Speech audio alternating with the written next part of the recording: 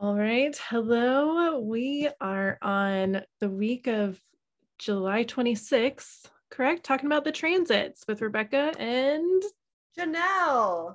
I think it's the 25th. Is it the 25th? 25th. Okay. Close enough. They split days sometimes, so we just do our best. Yes. And when I say they, I'm talking about the transits. Transits are the universal energy that we're all experiencing at this time. Be compassionate with yourself, use it to your advantage, just look at it, whatever you want to do. We're just here to share it with you and to talk about our own personal experiences with this energy, because that's what we do best. Yeah. We talk about the sun and the earth gates only because we like to be succinct around here, and they change every 6-ish days. So that's where we're going to go. Yep. Today's, Sometimes we pop in something else if something cool is happening, but oh yeah. Like last week when you talked about Leo, that was cool. I don't know anything about that, but I thought that was cool. We're in our personality sun gate. The sun gate is your identity, personality, who the gift you came to give to this earth. It's a big energy for us. And we are in gate 31. This is a throat gate again, and this is the gate of influence. Oh, I love this one. This is the energy of having an authoritative voice of leadership. You are very direct in your guidance and you point others towards the future. This is very future oriented influence where you say, I know that this is going to happen in the future. So this is what we need to do to evolve, to get there, to be current, all the things you think about when you think about influencers. That's what as soon as I see this gate, I'm like, influencer gate. And I start thinking of all the influencers I know on Instagram. And people trust you because you're, like I said, your voice is saying, I know what I'm talking about. You are essentially pointing people to what you perceive to be the most beneficial direction. So it's not like you're trying to point people everywhere. You really are going, I think this is the best way. So this is what we're going to do. And you just kind of, your energy says, I know what will happen next. Even if you don't really know, your energy is going to say this during this time. For all of us, this is going to be interesting to experiment with, because your voice is the key to this whole thing. Like the tone of your voice, the sound of your voice, the words you choose, that's going to be the key to this whole thing and how you influence others. Because with this energy, you can have a tendency to kind of force people to take your advice or really try to persuade them to do this thing, when really this energy is here to just wait its turn, speak at the right time and say, hey, this is what I think you should do. Follow me or don't, whatever. And then you kind of come out. It's not the hard sell. It's not the, you have to do this or your life will be over. Like it's more, this is what I think. This is what I see the future as. This, you should do this, and this. It's still very authoritative, still very telling you what to do energy, but this energy doesn't care if you do it or not. It's not here to like force you to do things. It's just here to influence.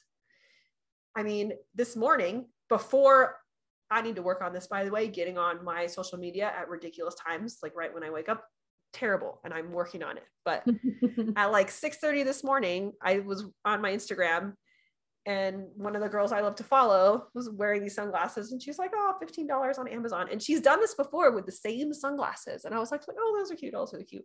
Today, I was like, I want them. And I went on Amazon and they were on sale. So I bought 2 pairs. And that's right. The power of the influence right there, is a photo of you in glasses. Oh, $15, dupe sunglasses from Amazon. Look how great. And then that's it. That's all I needed. She didn't have to say anything else or do anything else. And I bought 2. So it's like, it's this, and she has this gate defined, by the way, because I checked. Oh, really? Yes. This is Amber Lancaster from The Price is Right. Okay. Yeah. Yeah, my favorite. I love her. Yeah, she has this gate. of influence, which I think is crazy. She's got like 450,000 followers. It's ridiculous. Oh, She's yeah. one of those people that she just says something and it's like sold out in seconds. Oh my gosh. So, and that's what this energy is. I have this one on unconscious and conscious. I'm like, I'm not using this appropriately. You are not. I need to tap in. No, I'm sure that you are, but we'd have to see what planets they're in, and we'd have to look at your particular brand of influence, because I do think you're influential. I just think I think it works. The person we're talking about is a 5-1 sacral generator. So just right there, different style of influencing, different flavor of influencing. For sure. I think yours is probably more small scale, just because you're not a 5th line and you're not a generator. Yeah. Well, and when you think about how this is a projector gate, and me being a mental projector, that's like extra projector energy, Yeah.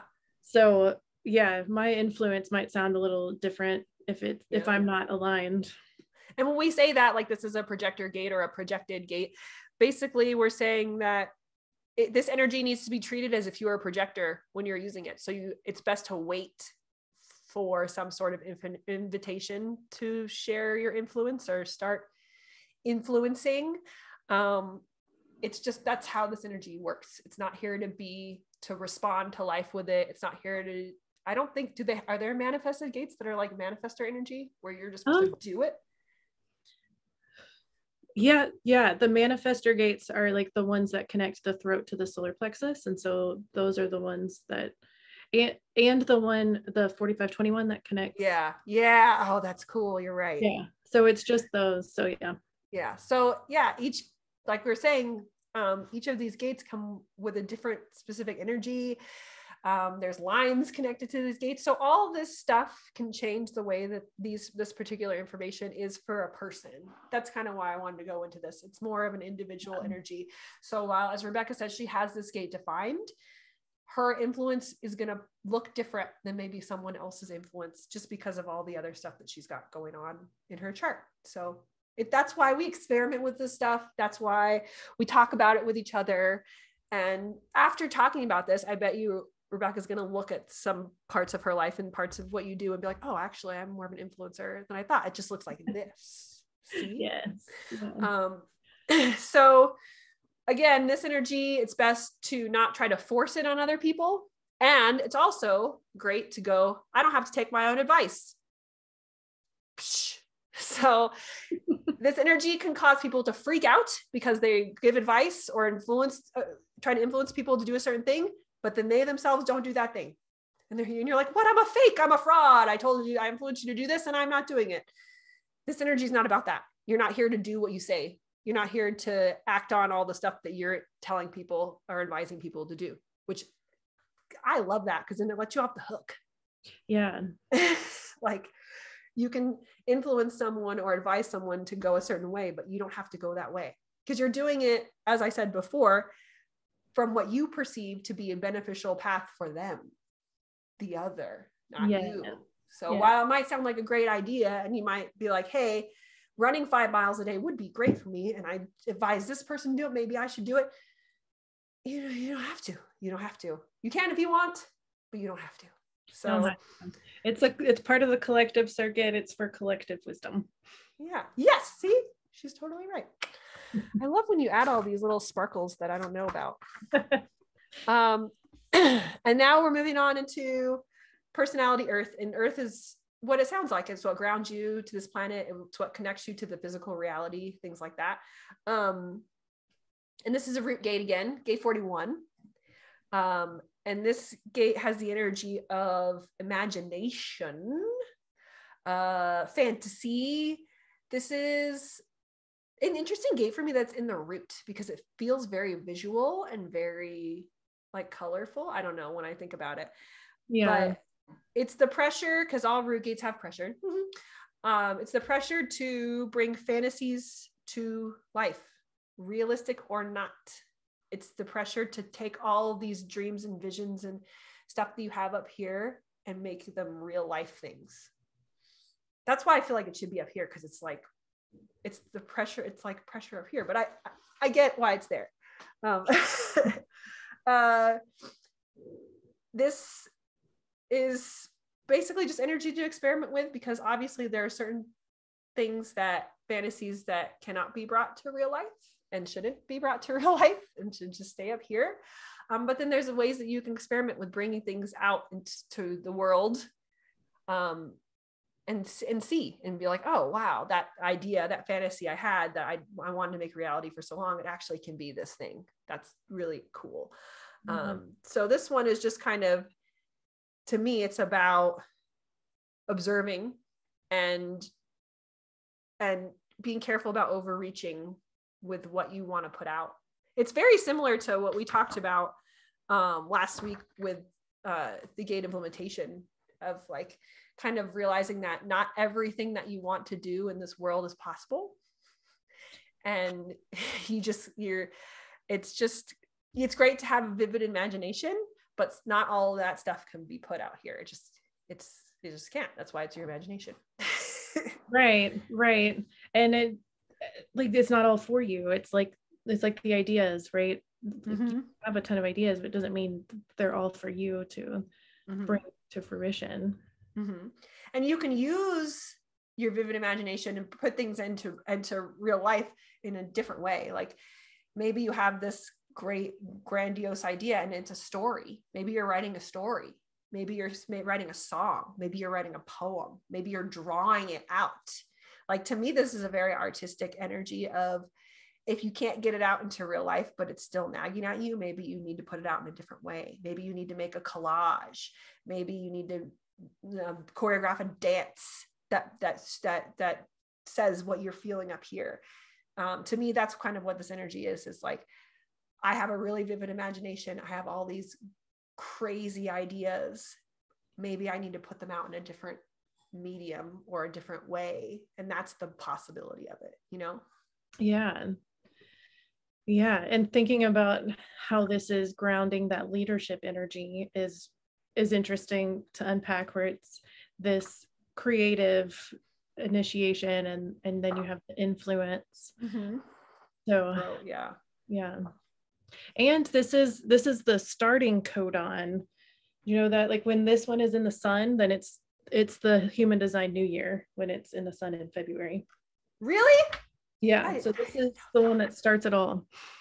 Well, excellent. That's so part of that, fantasy and creativity and initiation. If you think about that, like it comes from here. That's amazing. I love that so much. And like we talked about, this is root energy, but the sun is in throat energy. So I feel like this makes things more conducive for people to put things out into the world. So experiment with your words, experiment with putting things out, maybe your dreams and imaginations, maybe things you didn't think were possible, but it doesn't all have to be a reality. That could be very overwhelming, trying to make all these things a reality. So don't worry too much about, I know that for sure. Follow your strategy and authority. Yeah, that was a big note. And a lot of these, that's so crazy that you said that. And a lot of these gates that I read, I think both of these was like, what's your strategy and authority? Do that. If you don't know what your strategy and authority is, go get your body graph, which you probably should have already done before listening to these, but yeah, it's easy to find. I will say that it's super easy to find. If you're into human design, you'll find it. You don't already know. Clarity, just message us. Yeah. Before we sign off on this one, I wanted to ask you, we've been in the 4323 for a while, it feels like. And I know it's coming to an end, I think in August, but I wanted to see what you think about that, especially because we have the 1156. So we have this energy of big downloads. How do we get them out here? Well, let's tell a story. Like, that's kind of how I feel about it a lot of the times lately. I've also felt a little extra pressure to put my ideas out, to make them happen, to get them out of my head, even if they're not for me. It's like, well, I need to get them out there because I got to be for somebody. I had this anxiety yesterday because I had set down a specific time to like brain dump all my stuff. but it was later in the day, like in the afternoon. And as I was coming up, I'm like, do you remember all the things you wanted to put? Do you remember? They're falling out of your head. No, you have to do this now. No, you set up a time to do it. So I was like all over the place yesterday because I was afraid I was going to lose them. Like they were going to disappear from my brain and I would never get them back again. I had to like keep reminding myself, oh, community, don't forget community. Don't forget this thing like that you wanted to tell Rebecca. And I gave myself so much anxiety. I should have just written it down like right away. I should have just wrote stuff and then I wouldn't have had so much anxiety. I think that's part of this energy is like the fear of losing your ideas and them never coming back. That's what I've been feeling. That happens to me a lot. Yes. But I feel like you could just start voice noting me like, okay, good. Like community, I'll tell you later. Oh my God, that's totally what it's gonna be. Community environment important. Okay, bye. Oh no, that's gonna be your text from now on. But see, this is the thing, you can listen to them whenever you want to, like you don't have to listen to them right away and they're not urgent. Yeah. So we'll keep it at that because I don't want you to be like, crap, what is this bitch sending me? Like, this is so much stuff. But well, yeah, that's what happens is I'm like, community, keep it here. When it was silly. I should have just written like what I normally do, which is like 1 or 2 words down. And then when I come back, I'm like, oh yeah, this is what I want to talk about. And then I can expand on it. Yeah. But yeah, I was in my head that I had set down this specific time to brain dump because isn't this how other people do it? Don't other people schedule their brain dumps and schedule when they're going to do this and that, and you have to stick to the schedule? Actually, have you ever read Big Magic? No. No. Why did I just forget her name? I don't know. She also wrote Eat, Pray, Love. Oh, you know what I'm talking about. Elizabeth. I've read The Artist's Way. It's not her, is it? No. Well, I think it was in Big Magic, or it might have been in her TED Talk. The name will come to me in a second. But this just reminded me of this because she talks about essentially the muse, and she interviewed this one poet who worked outside in the fields. And she said that poems would come to her. It's like she could feel them coming from the horizon and they would come to her. And so she'd have to go run inside to write down the poem as it was coming through. Mm-hmm. And she said sometimes she didn't get there quite fast enough. So it's like she would grab it and the poem would come out backwards. It's like it had gone through. So that's just with all the shoulds you were saying. It's like, no, you do it because no, I think I need to be one of those people that keeps a notebook by my bedside table, which I don't do that. I have notebooks everywhere. I know. We've talked about this. I have like an internal fear of writing things down because then it's permanent and I don't like that feeling, but I need to get over it because it's really, I think what I should do is take one of my notebooks when I'm done with it and just light it on fire. Like, look, have you ever done really not permanent? Huh? Yeah. Because a burn letter is so therapeutic. You could just do that. Just fill up a notebook and then burn it. Well, I know logically that it just because I write it down, it doesn't mean it's permanent. Like I know that. But it's there. Yes. It's something to explore. I think also if I have a specific notebook, that's literally all you do is dump random crap in here whenever it happens to you and your brain. I think that will make, because that's like a dedicated scratch paper. Oh my God. And in school, scratch paper was like my most safe. I loved scratch paper when they were like, you were allowed this amount of scratch paper I was like, oh my God.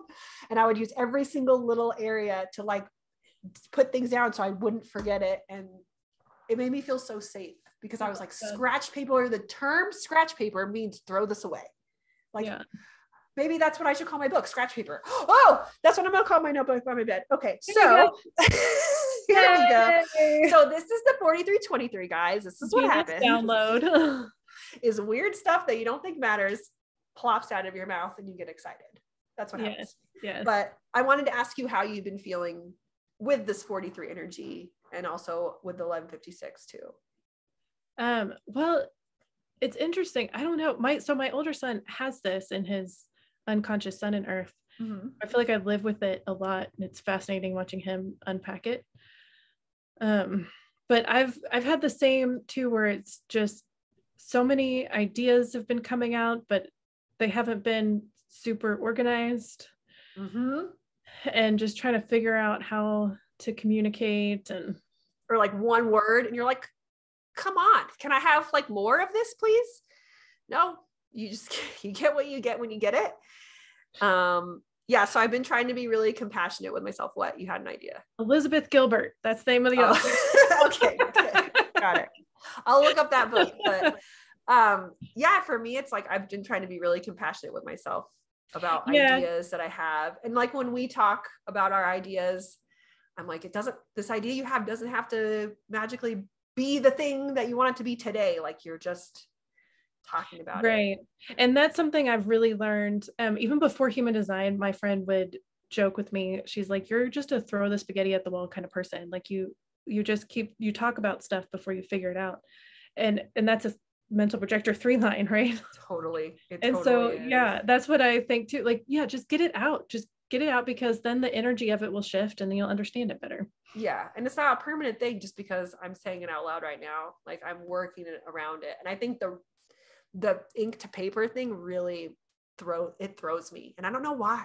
And I told Rebecca this earlier. I'll go through my notebooks or my journals, and my handwriting gets really bad in certain parts, like really bad to where I can't read it. And I think I did it on purpose. Because 1, I don't want other people to read it. I want it to be secret. And 2, I don't even think I wanted to be able to read it. I think it's like, it's weird. Like I don't know why I have such a hang up with like putting things down on paper. Well, and then I get curious about what's the subconscious thing happening back here? What happened when you were a kid? You know, what story are you actually telling yourself? Let's release that.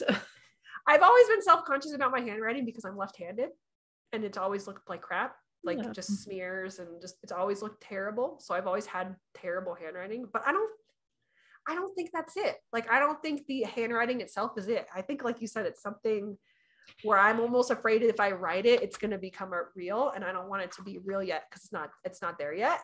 Like, it's almost like as a child, if like I write this thing down, like the name leopard, like a leopard will just appear in front of me magically. I think that's what I think. So I'm going to work on, I think if I call it scratch paper, that's really going to help me. I love that. As soon as I thought it, I'm like, oh my God, scratch paper saved my life when I was a kid. So I like held on, I like loved it. Cause then you could just go, ka-cha, and it didn't mean anything. So do it. This is just a long rant to say, hey, the 40-23 energy is still around. And if you have weird stuff popping up here, and you're like, wait, how do I get that out? Or you didn't give it all to me, or that doesn't make any sense. Yes, that's the energy. And that's what it's going to be. And it's about being compassionate with yourself and accepting that maybe you're not supposed to get it out yet, so you might need time. Or maybe you just need to curate who you're talking to, because some people are going to really be on board for what you have to say, and some people are going to not understand, or it's just going to go. So yeah. And then again, we're going to be in that energy for a little bit while longer, because it's a little bit the south node and north nodes of the personality side of the chart. And I forget how long those last, but it's a long time. Months. Oh my goodness. Yeah. So thank y'all for listening to us ramble on about the transits. It's very fun and exciting for me, and I love doing this with you. I do too. Yes. It's been such a fun experiment, and I'm so grateful that it's been well received. And catch our brand new podcast coming out at some point in time. Most likely called Transit Talk. You might be listening to it right now. Yeah, you might be listening to it right now. Who knows how fast and efficient we are with this thing? We don't. So, but we're gonna get your 2-4 husband involved, and then it'll just be fine. Oh, then yeah, he'll be like, "Oh, here it is, girls," and I'll be like, "Oh, da da da da." So great. We'll see. Thank y'all for listening to us. We love connecting this way. I love connecting this way. I know, Rebecca, I'm talking for you, but I feel like you really love connecting this way too. So absolutely. Thanks, y'all. Bye. See you next week.